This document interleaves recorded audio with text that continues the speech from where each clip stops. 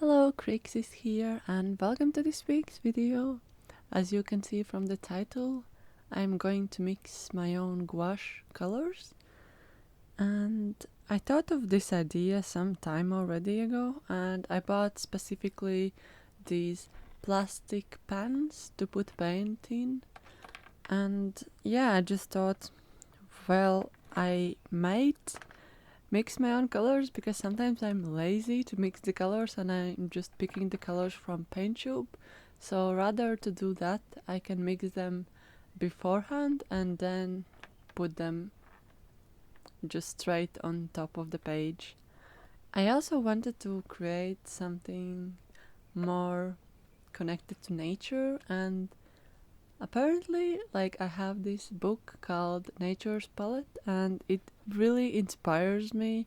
I really like this book, and skimming through it, watching all the botanical illustrations and reading a little bit. I haven't read it fully, but it's just really beautiful book.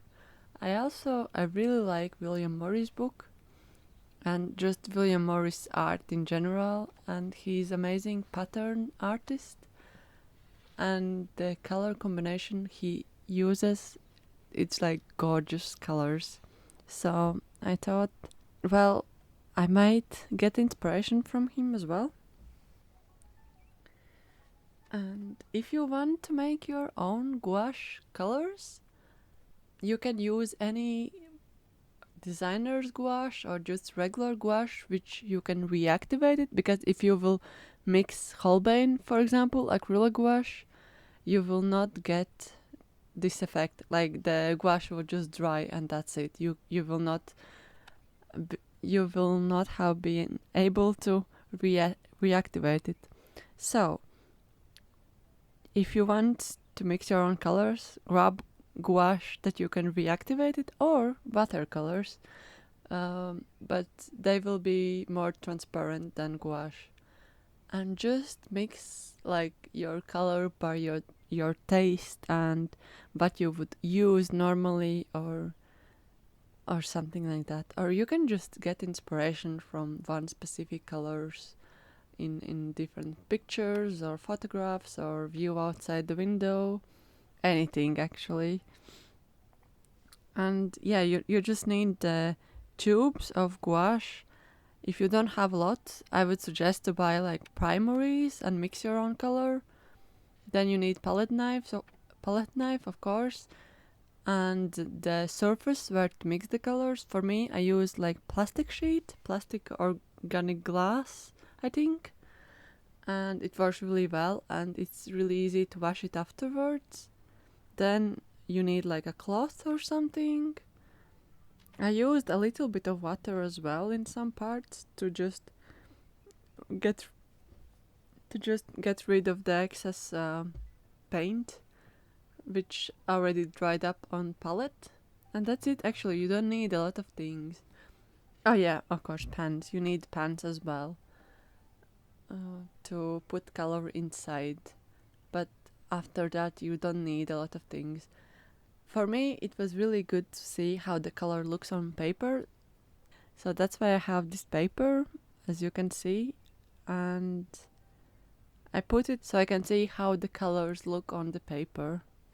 Another thing to remember if you are making your own paints is when you put the mixed color inside the paint pan, you need to shake it a little bit because there are small air bubbles inside and you need to kind of break them. Also, I feel I didn't do that thing, but after like 1 or 2 hours you need to shake it as well, because if you don't, they can crack, and if you don't like cracked paints, then you need to do it, because otherwise the paints can get cracky a little bit. And yeah, also I was wondering, do you like to mix your own colors, or do you put the color straight from the tube, or do you mix and put straight from the tube? That's the question.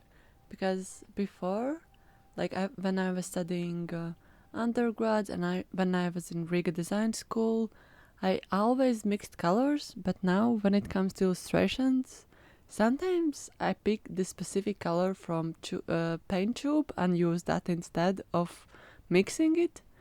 So like I'm kind of in between both ways because I feel it's really valuable to mix colors, but at the same time I think if you have like the specific color in a tube, why not to use it?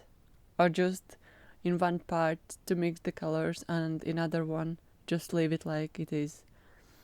So if you want, you can share how do you mix the colors, and do you sometimes feel lazy mixing the colors? That is also another question. For me, sometimes I am lazy mixing the colors, and that's why I made this color palette. I already pre-mixed all the colors and they are really specific and unique in a way because you cannot buy that specific color tone I mixed. Well, maybe you can, but like it's not in all sets and so on. Also, sometimes when I'm a little bit lazy to pick out the gouache, I use acrylic paint markers. I found they work as paint alternatives so good because they are opaque. You can layer, you can use different mixed media on top of the paint markers. So that's really amazing as well. And you can get like super specific colors. And I was thinking maybe in the future, like there is like the markers called Molotov. And I thought maybe I will buy refills for them because they are the only markers, paint markers, where you can buy refills. And I could try to mix my own color from that and share if you can do it as well. Because that would be so amazing. You can just like skip the painting process if you want to create some sketches super quick and just grab the color which you mixed and which is super unique to you and just use that for specific area to cover. So yes, I think painting and drawing smart is really good because sometimes we don't have all the time in the world and we just want to do some things a little bit quicker because of that. Or we feel pressured to make good art in such a small amount of period. If you like this video, please give a thumbs up, comment down below and subscribe if you haven't already. I upload every week and we have fun here.